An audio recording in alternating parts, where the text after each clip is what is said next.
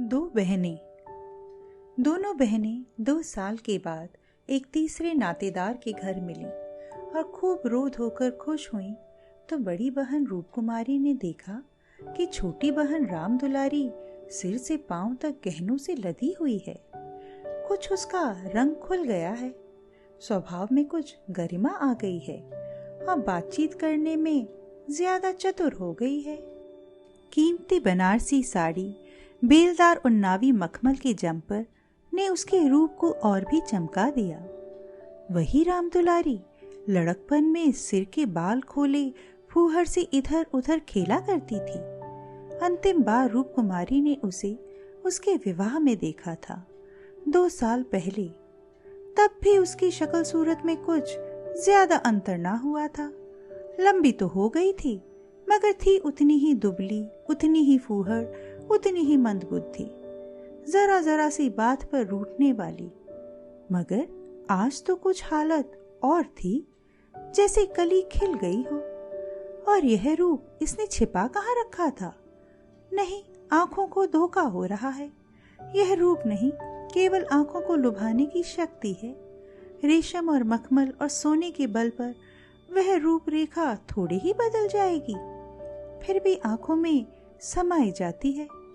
50 स्त्रियां जमा हैं, मगर यह आकर्षण, यह जादू और किसी में नहीं। कहीं आईना मिलता तो जरा अपनी सूरत भी देखती। घर से चलते समय उसने आईना देखा था। अपने रूप को चमकाने के लिए जितना सान चढ़ा सकती थी, उससे कुछ अधिक ही चढ़ाया था।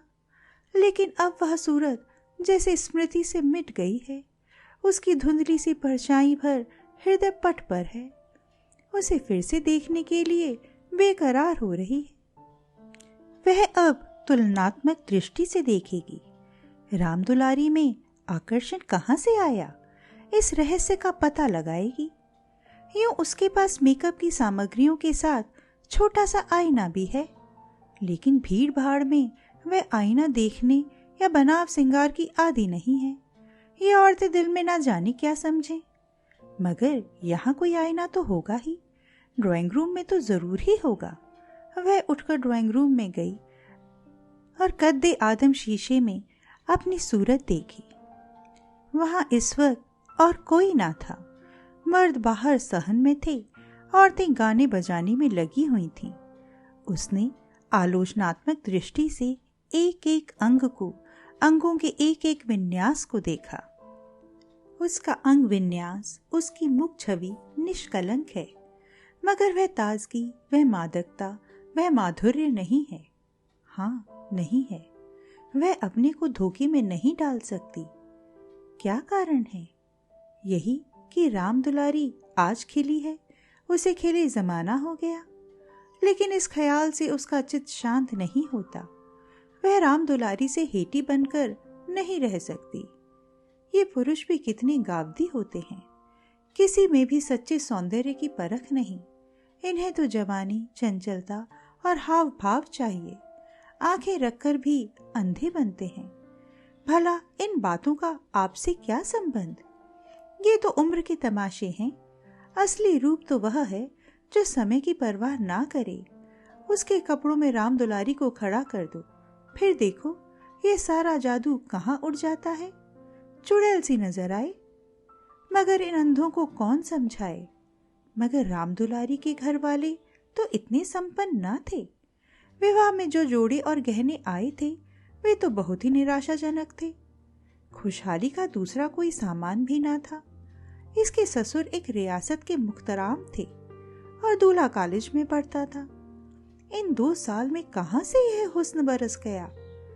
कौन जाने, गहने कहीं से मांग लाई हो। कपड़े भी मांग के हो सकते हैं। कुछ औरतों को अपनी हैसियत बढ़ाकर दिखाने की लत होती है, तो वह स्वांग राम दुलारी को मुबारक रहे। मैं जैसी हूँ वैसी अच्छी हूँ। प्रदर्शन का यह रोग कितना बढ़ता जाता है। घर में रोटियों का ठिकाना नहीं है।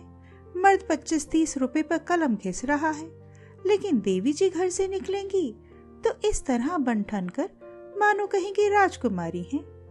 बिसातियों के और दर्जियों के तकाजे सहेंगी, बजाज के सामने हाथ जोड़ेंगी, शौहर की घुड़कियां खाएंगी, रोएंगी, रूठेंगी, मगर प्रदर्शन की उन्माद को नहीं रोकती। घर वाले भी सोचते होंगे कितनी छिछोरी तबीयत है इसकी, मगर यहाँ तो देवी जी ने बेहयाई पर कमर बांध ली है। कोई कितना ही हंसे, बेहया की बला दूर। उन्हें तो बस यही धुन सवार है कि जिधर से निकल जाएं, उधर लोग हृदय पर हाथ रखकर रह जाएं। राम दुलारी ने जरूर किसी से गहने और जेवर मांग लिए, बेशरम जो है। उसके चेहरे पर आत्मसम्मान की लाली दौड़ गई। ना सही उसके पास जेवर और कपड़े, उसे किसी के सामने लज्जित तो नहीं होना पड़ता, किसी से मुंह तो नहीं चुराना पड़ता। 1-1 लाख के तो उसके 2 लड़के हैं, भगवान उन्हें चिरायु करे, वह इसी में खुश है। खुद अच्छा पहन लेने और अच्छा खा लेने से तो जीवन का उद्देश्य नहीं पूरा हो जाता। उसके घर वाले गरीब हैं, पर उनकी इज्जत तो है। किसी का गला तो नहीं दबाते, किसी का शाप तो नहीं लेते। इस तरह अपने मन को ढांढस देकर वह फिर बरामदे में आई तो राम दुलारी ने जैसे उसे दया की आंखों से देखकर कहा, जीजाजी की कुछ तरक्की बरक्की हुई कि नहीं बहन, या अभी तक वही 75 रुपए पर कलम घिस रहे हैं? रूप कुमारी की देह में आग सी लग गई। उफ़ो, रे दिमाग, मानो इसका पति लाठ ही तो है। अकड़ कर बोली, तरक्की क्यों नहीं हुई, अब 100 के ग्रेड में है। आजकल यह भी गनीमत है, नहीं अच्छे अच्छे एमए पासों को देखती हूँ कि कोई टके को नहीं पूछता। तेरा शौहर तो अब बीए में होगा। राम दुलारी ने नाक से कोड़ कर कहा, उन्होंने तो पढ़ना छोड़ दिया बहन, पढ़कर औकात खराब करना था और क्या।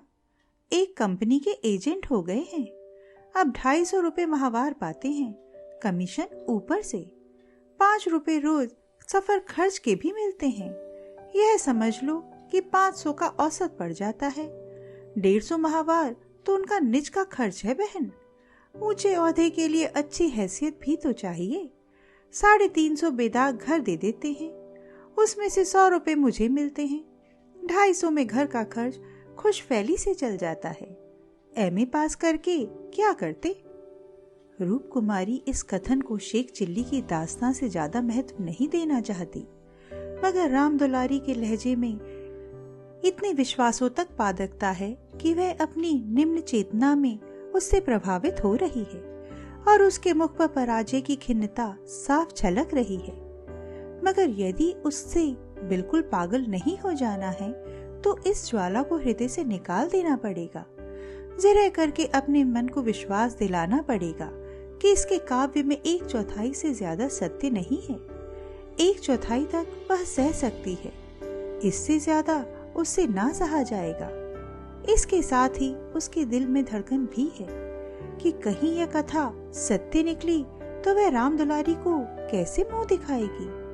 उसे भय है कि कहीं उसकी आंखों से आंसू ना निकल पड़े। कहाँ 75 और कहाँ 500।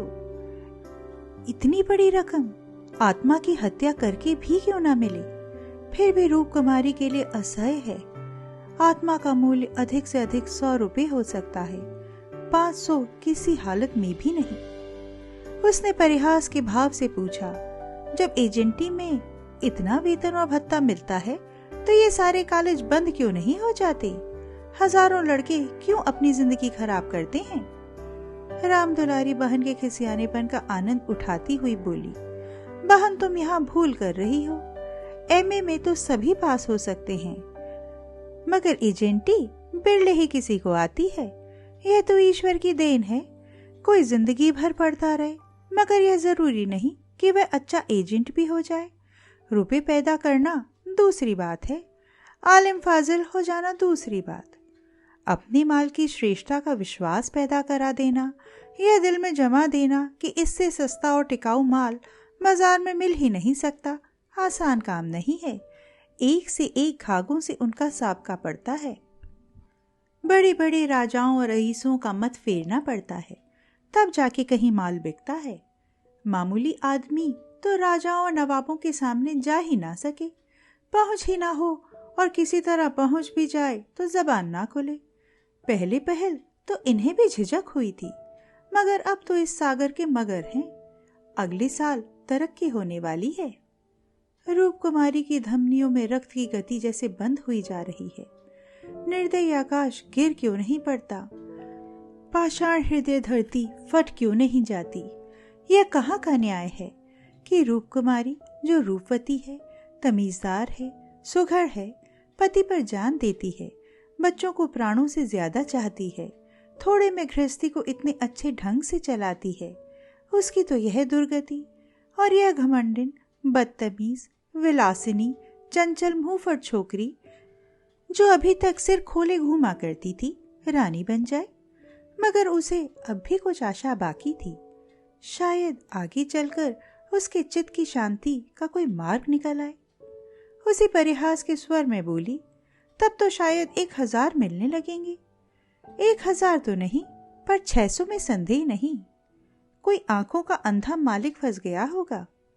व्यापारी आंखों के अंधे नहीं होते दीदी, उनकी आंखें हमारी तुम्हारी आंखों से कहीं तेज होती हैं। जब तुम उन्हें 6000 कमा कर दो, तब कहीं 600 मिले। जो सारी दुनिया को चलाए, उसे कौन बेवकूफ बनाएगा? परिहास से काम ना चलते देखकर रूप कुमारी ने अपमान का अस्त्र निकाला। मैं तो इसे कोई बहुत अच्छा पेशा नहीं समझती। सारे दिन झूठ के तुमार बांधो, यह तो ठग विद्या है। राम दुलारी जोर से हंसी। बहन पर उसने पूरी विजय पाई थी। इस तरह तो जितने वकील बैरिस्टर हैं, सभी ठग विद्या करते हैं। अपने मुवक्किल के फायदे के लिए उन्हें क्या नहीं करना पड़ता, झूठी शहादतें तक बनानी पड़ती हैं। मगर उन्हीं वकीलों और बैरिस्टरों को हम अपना लीडर कहते हैं, उन्हें अपनी कौमी सभाओं का प्रधान मानते हैं, उनकी गाड़ियां खींचते हैं, उन पर फूलों और अशर्फियों की वर्षा करते हैं, उनके नाम से सड़कें, प्रतिमाएं और संस्थाएं बनाते हैं। आजकल दुनिया पैसा देखती है। आजकल ही क्यों, हमेशा से धन की यही महिमा रही है। पैसे कैसे आए यह कोई नहीं देखता। जो पैसे वाला है उसी की पूजा होती है। जो अभागे हैं, अयोग्य हैं या भीरू हैं, वे आत्मा और सदाचार की दुहाई देकर अपने आंसू पोंछते हैं। नहीं, आत्मा और सदाचार को कौन पूछता है? रूप कुमारी खामोश हो गई। अब उसे यह सत्य उसकी सारी वेदनाओं के साथ स्वीकार करना पड़ेगा कि राम दुलारी उससे ज्यादा भाग्यवान है। इससे अब त्राण नहीं। परिहास या अनादर से वह अपनी तंगदिली का प्रमाण देने के सिवा और क्या पाएगी? उसे किसी बहाने से राम दुलारी के घर जाकर असलियत की छानबीन करनी पड़ेगी। अगर राम दुलारी वास्तव में लक्ष्मी का वरदान पा गई है, तो रूप कुमारी अपनी किस्मत ठोकर बैठ रहेगी। समझ लेगी कि दुनिया में कहीं न्याय नहीं है, कहीं ईमानदारी की पूछ नहीं है। मगर क्या सचमुच उसे इस विचार से संतोष होगा? यहाँ कौन ईमानदार है? वही जिसे बेईमानी करने का अवसर नहीं है और ना इतनी बुद्धि या मनोबल है कि वह अवसर पैदा कर ले। उसके पति 75 रुपए पाते हैं, पर क्या 10-20 रुपए और ऊपर से मिल जाएं तो वह खुश होकर लेना लेंगे? उनकी ईमानदारी और सत्यवादिता उसी समय तक है जब तक अवसर नहीं मिलता। जिस दिन मौका मिला, सारी सत्यवादिता धरी रह जाएगी। और क्या रूप कुमारी में इतना नैतिक बल है कि वह अपने पति को हराम का माल हजम करने से रोक दे? रोकना तो दूर की बात है, वह प्रसन्न होगी। शायद पतिदेव की पीठ ठोकेंगी। अभी उनके दफ्तर से आने के समय वे मन मारे बैठी रहती है। तब वे द्वार पर खड़ी होकर उनकी बाट जोहेगी और जो ही वह घर में आएंगे उनकी जेबों की तलाशी लेगी। आंगन में गाना बजाना हो रहा था। राम दुलारी उमंग के साथ गा रही थी और रूप कुमारी वहीं बरामदे में उदास बैठी हुई थी। ना जाने क्यों उसके सिर में दर्द होने लगा था। कोई गाए कोई नाचे, उससे प्रयोजन नहीं। वह तो अभागिन है, रोने के लिए पैदा की गई है। 9 बजे रात को मेहमान रुखसत होने लगे। रूप कुमारी भी उठी। एक का मंगवाने जा रही थी कि राम दुलारी ने कहा, एक का मंगवाकर क्या करोगी बहन? मुझे लेने के लिए कार आती होगी। चलो 2-4 दिन मेरे यहाँ रहो, फिर चली जाना। मैं जीजाजी को कहला भेजूंगी, तुम्हारा इंतजार ना करें। रूप कुमारी का यह अंतिम अस्त्र भी बेकार हो गया। राम दुलारी के घर जाकर हालचाल की टोह लेने की इच्छा गायब हो गई। वह अपने घर जाएगी और मुंह ढांप कर पड़ी रहेगी। इन फटे हालों क्यों किसी के घर जाए?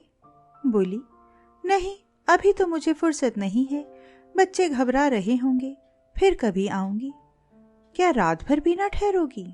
नहीं। अच्छा बताओ, कब आओगी? मैं सवारी भेज दूंगी। मैं खुद कहला भेजूंगी। तुम्हें याद न रहेगी, साल भर हो गया, भूल कर भी याद ना किया। मैं इसी इंतजार में थी कि दीदी बुलावें तो चलूं। एक ही शहर में रहते हैं, फिर भी इतनी दूर कि साल भर गुजर जाए और मुलाकात तक ना हो। रूप कुमारी इसके सिवा और क्या कहे कि घर के कामों से छुट्टी नहीं मिलती। कई बार उसने इरादा किया कि दुलारी को बुलाए, मगर अवसर ही ना मिला।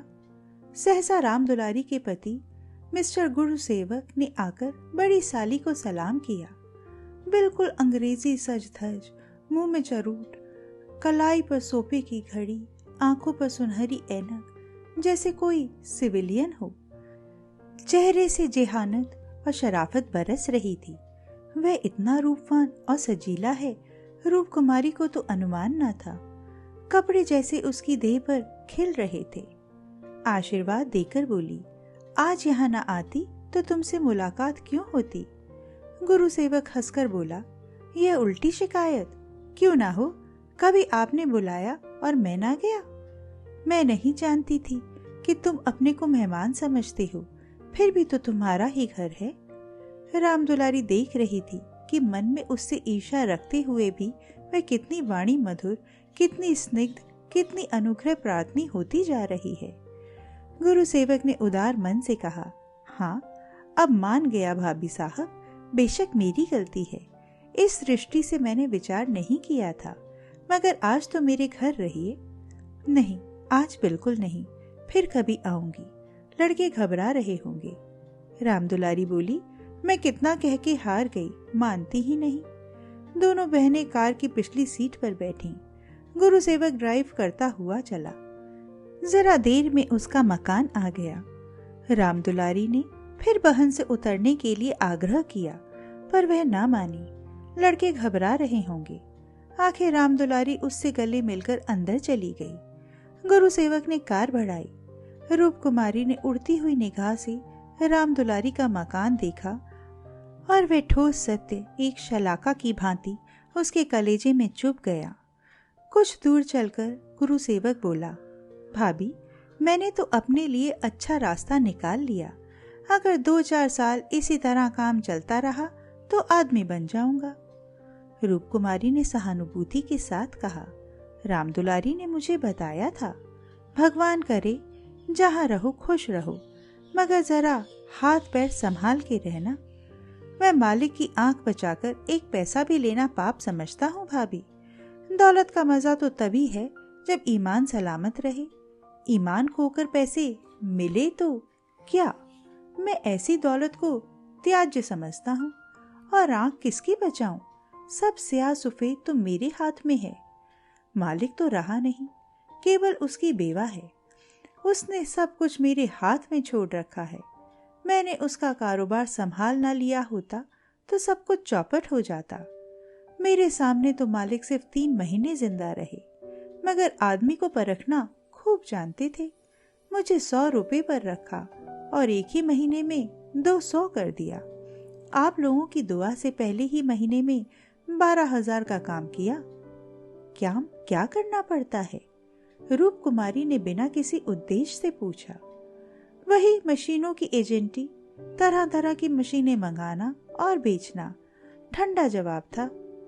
रूप कुमारी का मनहूस घर आ गया। द्वार पर एक लालटेन टिमटिमा रही थी। उसके पति उमानाथ द्वार पर टहल रहे थे, मगर रूप कुमारी ने गुरु सेवक से उतरने के लिए आग्रह नहीं किया। एक बार शिष्टाचार के नाते कहा जरूर, पर जोर नहीं दिया। और उमानाथ तो गुरु सेवक के मुखातिब भी ना हुए। रूप कुमारी को वह घर अब कब्रिस्तान सा लग रहा था, जैसे फूटा हुआ भाग्य हो। ना कहीं फर्श, ना फर्नीचर, ना गमले। 2-4 टूटी टाटी तिपाइयां, एक लंगड़ी मेज, 4-5 पुरानी धुरानी खाटें, यही उस घर की बिसात थी। आज सुबह तक रूप कुमारी इस घर में खुश थी, लेकिन अब यह घर उसे काटे खा रहा है। लड़के अम्मा अम्मा करके दौड़े, मगर उसने दोनों को झिड़क दिया। उसके सिर में दर्द है, वह किसी से ना बोलेगी, कोई उसे ना छेड़े। अभी घर में खाना नहीं पका, पकाता कौन?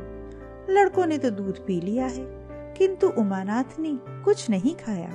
इसी इंतजार में थी कि रूप कुमारी आए तो पकाए, पर रूप कुमारी के सिर में दर्द है, मजबूर होकर बाजार से पूरियां लानी पड़ेंगी। रूप कुमारी ने तिरस्कार के स्वर में कहा, तुम अब तक मेरा इंतजार क्यों करते रहे?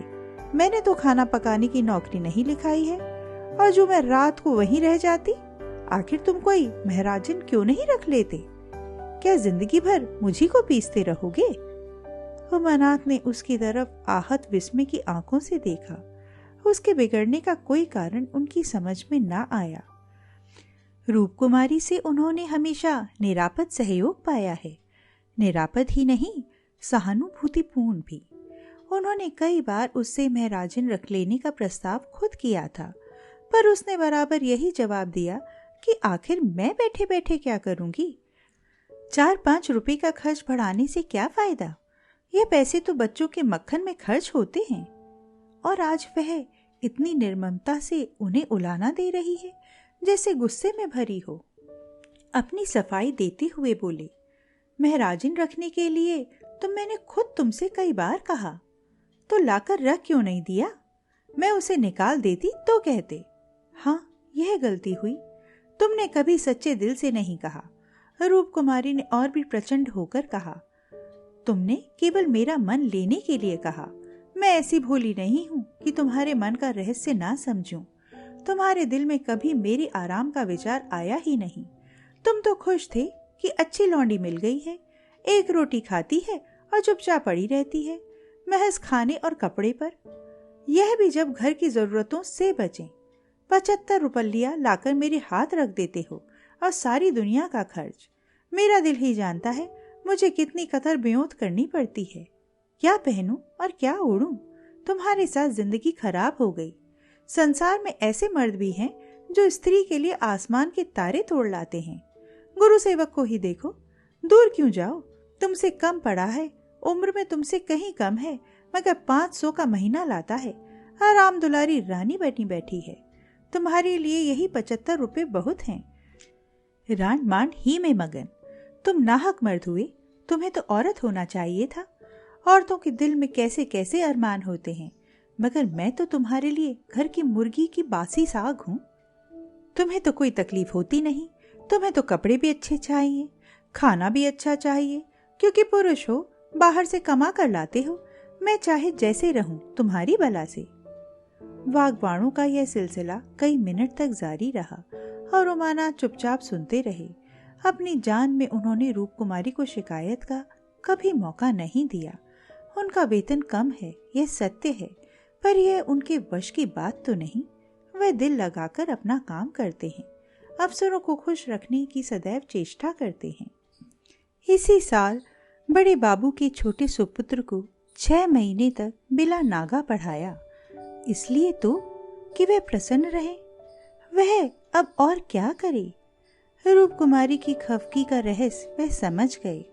अगर गुरु सेवक वास्तव में 500 रुपए लाता है तो बेशक वह भाग्य का बली है, लेकिन दूसरों की ऊंची पेशानी देखकर अपना माथा तो नहीं फोड़ा जाता। किसी संयोग से उसे यह अवसर मिल गया, मगर हर एक को तो ऐसे अवसर नहीं मिलते। वह इसका पता लगाएंगे कि सचमुच उसे 500 ही मिलते हैं या महज डींग है। और मान लिया कि 500 मिलते हैं, तो क्या इससे रूप कुमारी को यह हक है कि वह उनको ताने दे और उन्हें जली कटी सुनाए? अगर इसी तरह वह भी रूप कुमारी से ज्यादा रूपवती और सुशीला रमणी को देखकर रूप कुमारी को कोसना शुरू करें तो कैसा हो? रूप कुमारी सुंदरी है, मृदुभाषिणी है, त्यागमयी है, लेकिन उससे बढ़कर सुंदरी, मृदुभाषिणी, त्यागमयी देवियों से दुनिया खाली नहीं है। तो क्या इस कारण वह रूप कुमारी का अनादर करें? एक समय था, जब उनकी नजरों में रूप कुमारी से ज्यादा रूपवती रमणी संसार में न थी, लेकिन वह उन्माद कब का शांत हो गया। भावुकता के संसार में वास्तविक जीवन में आए उन्हें एक युग बीत गया। अब तो वैवाहिक जीवन का उन्हें काफी अनुभव हो गया। एक को दूसरे के गुण दोष मालूम हो गए हैं। अब तो संतोष ही में उनका जीवन सुखी रह सकता है। मगर रूप कुमारी समझदार होकर भी इतनी मोटी सी बात नहीं समझती। फिर भी उन्हें रूप कुमारी से सहानुभूति ही हुई। वह उदार प्रकृति के आदमी थे और कल्पनाशील भी। उनकी कटु बातों का जवाब ना दिया, शरबत की तरह पी गए। अपनी बहन के ठाठ देखकर एक क्षण के लिए रूप कुमारी के मन में ऐसे निराशाजनक, अन्यायपूर्ण, दुखद भावों का उठना बिल्कुल स्वाभाविक है। रूप कुमारी कोई सन्यासिनी नहीं, विरागिनी नहीं कि हर दशा में अविचलित रहे। इस तरह अपने मन को समझाकर उमानाथ ने गुरु सेवक के विषय में तहकीकात का संकल्प लिया। 1 सप्ताह तक रूप कुमारी मानसिक अशांति की दशा में रही। बात बात पर झुंझलाती, लड़कों को डांटती, पति को कोसती, अपने नसीबों को रोती। घर का काम तो करना ही पड़ता था, लेकिन अब इस काम में उसे आनंद ना आता था। बेगार सी टालती थी।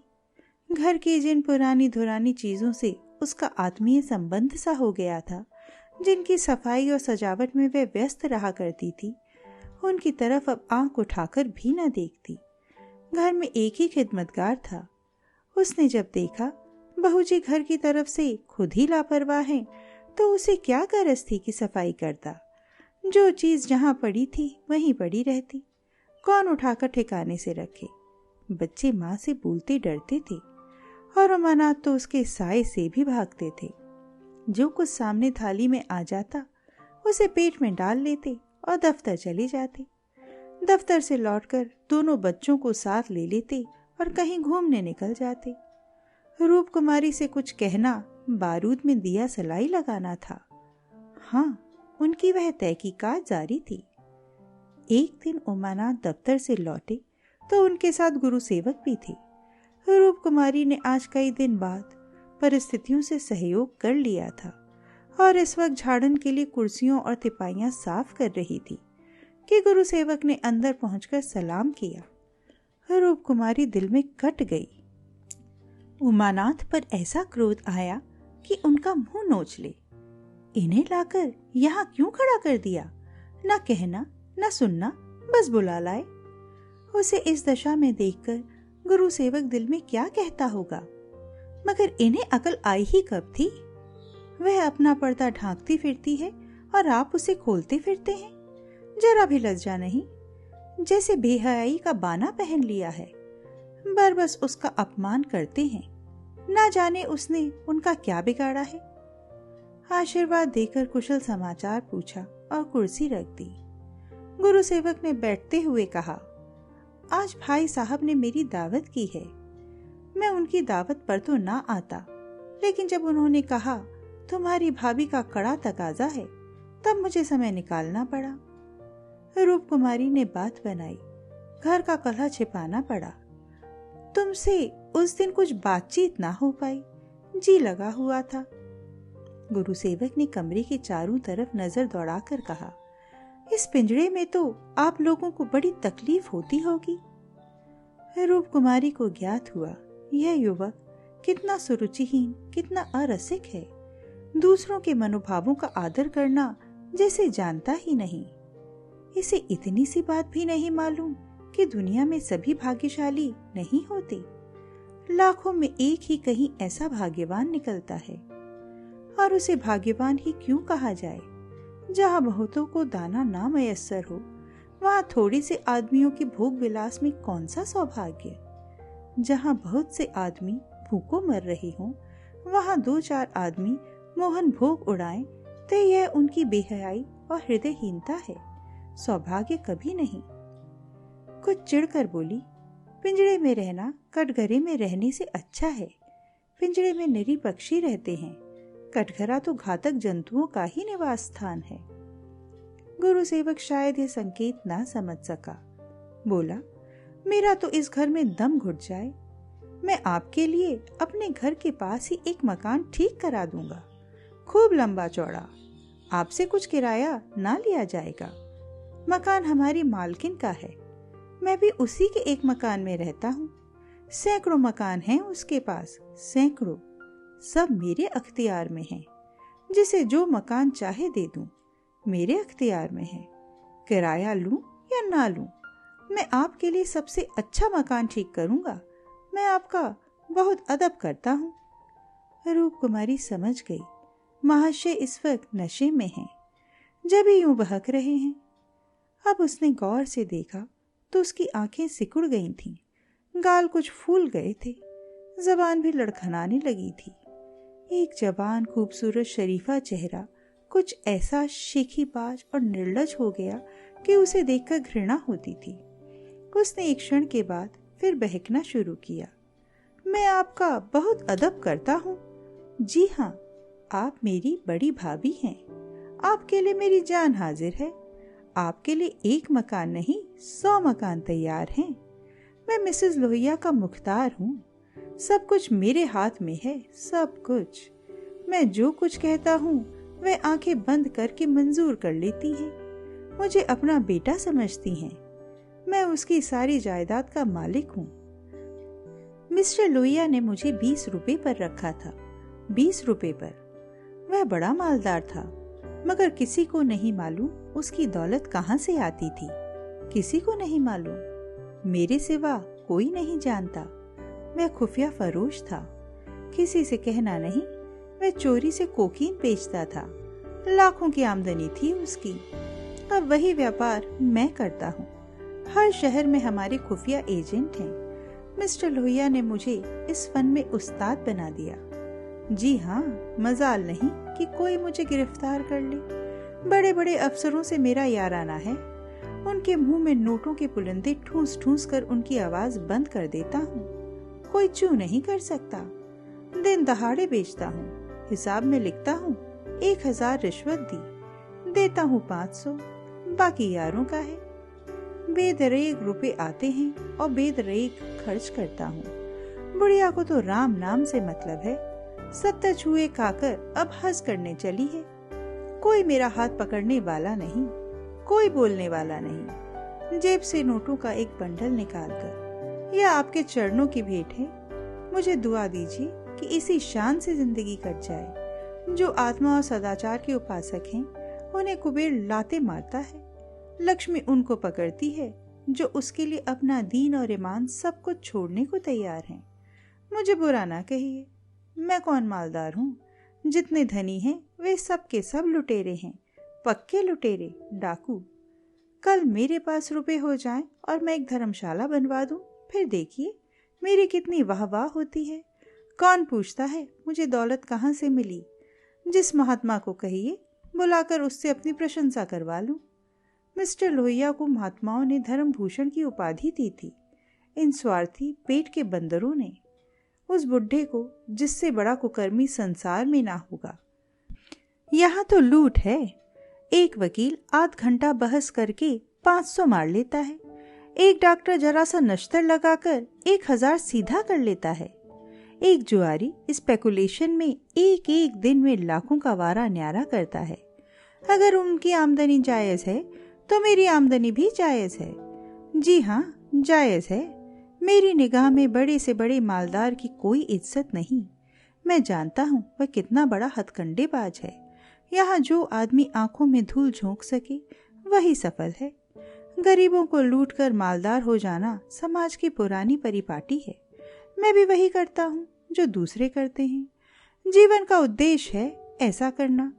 खूब लूटूंगा, जब ऐश करूंगा और बुढ़ापे में खूब खैरात करूंगा और एक दिन लीडर बन जाऊंगा। कहिए गिना दूं यहाँ कितने लोग जुआ खेल खेल कर करोड़पति हो गए, कितनी औरतों का बाजार लगाकर करोड़पति हो गए। सहसा उमानाथ ने आकर कहा, मिस्टर गुरुसेवक क्या कर रहे हो? चलो चाय पी लो, ठंडी हो रही है। गुरुसेवक ऐसा हड़बड़ा उठा मानो अपने सचेत रहने का प्रमाण देना चाहता हो, मगर पांव लड़खड़ाए और जमीन पर गिर पड़ा। फिर संभल कर उठा और झूमता झूमता ठोकरें खाता बाहर चला गया। रूप कुमारी ने आजादी की सांस ली। यहाँ बैठे बैठे उसे हौल दिल सा हो रहा था। कमरे की हवा जैसे कुछ भारी हो गई थी। जो प्रेरणाएं कई दिन से अच्छे अच्छे मनोहर रूप भरकर उसके मन में आ रही थीं, आज उसे उनका असली विभत्स घिनौना रूप नजर आया। जिस त्याग, सादगी और साधुता के वातावरण में अब तक उसकी जिंदगी गुजरी थी, उसमें इस तरह के दाव पेच, छल कपट और पतित स्वार्थ का घुसना बिल्कुल ऐसा ही था जैसे किसी बाग में सांडों का एक झुंड घुस आए। इन दामों में मैं दुनिया की सारी दौलत और सारा ऐश खरीदने को भी तैयार ना हो सकती थी। नहीं, अब राम दुलारी के भाग्य से अपने भाग्य को बदला ना करेगी। वह अपने हाल में खुश है। राम दुलारी पर उसे दया आई, जो भोग विलास की धुन और अमीर कहलाने के मुंह में अपनी आत्मा का सर्वनाश कर रही है। मगर वह बेचारी भी क्या करे, और गुरु सेवक का भी क्या दोष है। जिस समाज में दौलत पुछती है, जहाँ मनुष्य का मोल उसके बैंक अकाउंट और टीम टाम से आंका जाता है, जहाँ पग पग पर प्रलोभनों का जाल बिछा हुआ है, और समाज की कुव्यवस्था आदमी में ईर्ष्या, द्वेष, अपहरण और नीचता के भावों को उकसाती और उभारती रहती है, गुरु सेवक और राम दुलारी उस जाल में फंस जाएं, उस प्रवाह में बह जाएं, तो कोई अचरज नहीं। उसी वक्त उमानाथ ने आकर कहा, गुरु सेवक यहाँ बैठा बैठा क्या बक रहा था? मैंने तो उसे विदा कर दिया। जी डरता था कहीं पुलिस उसके पीछे न लगी हो, नहीं तो मैं भी गेहूं के साथ घुन की तरह पिस जाऊं। रूप कुमारी ने क्षमा प्रार्थी नेत्रों से उन्हें देखकर जवाब दिया। वही अपनी खुफिया फरोशी की डींग मार रहा था। मुझे भी मिसेस लोहिया से मिलने को कहा गया है। जी नहीं, आप अपनी क्लर्की किए जाइए, इसी में हमारा कल्याण है। मगर क्लर्की में वह ऐश कहाँ? क्यों न साल भर की छुट्टी लेकर जरा उस दुनिया की भी सैर करूं? मुझे अब उस ऐश का मुंह नहीं रहा। दिल से कहती हो? सच्चे दिल से। उमानाथ 1 मिनट तक चुप रहने के बाद फिर बोले, मैं आकर तुमसे यह वृत्तांत कहता तो तुम्हें विश्वास आता या नहीं? सच कहना। कभी नहीं। मैं तो कल्पना ही नहीं कर सकती कि अपने स्वार्थ के लिए कोई आदमी दुनिया को विष खिला सकता है। मुझे सारा हाल पुलिस के सब इंस्पेक्टर से मालूम हो गया था। मैंने उसे खूब शराब पिला दी थी कि नशे में बहकेगा जरूर और सब कुछ खुद उगल देगा। ललचता तो तुम्हारा जी भी था। हाँ, ललचता तो था और अब भी ललच रहा है, मगर ऐश करने के लिए जिस हुनर की जरूरत है वह कहाँ से लाऊंगा? ईश्वर ना करे वह हुनर तुम में आए। मुझे तो उस बेचारे पर तरस आता है। मालूम नहीं खैरियत से घर पहुंच गया या नहीं। उसकी कार थी, कोई चिंता नहीं। रूप कुमारी एक क्षण जमीन की तरफ ताकती रही, फिर बोली, तुम मुझे दुलारी के घर पहुंचा दो। अभी शायद मैं उसकी कुछ मदद कर सकूं। जिस बाग की वह सैर कर रही है, उसके चारों तरफ निशाचर घात लगाए बैठे हैं। शायद मैं उसे बचा सकूं। उमानाथ ने देखा उसकी छवि कितनी दया पुलकित हो उठी है।